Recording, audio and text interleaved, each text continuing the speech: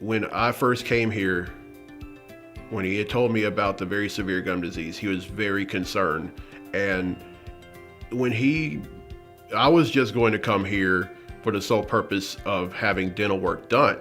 But then when he had told me about the gum disease, I could see the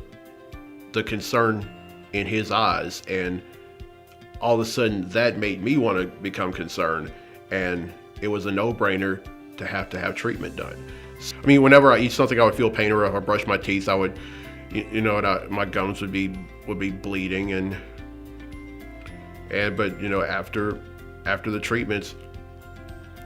because they gave me this medicine while when I had the treatments, in addition to this oral rinse that I was taking, but after all that, I just don't feel the pain anymore, and then the bleeding after brushing my teeth, it just doesn't happen anymore.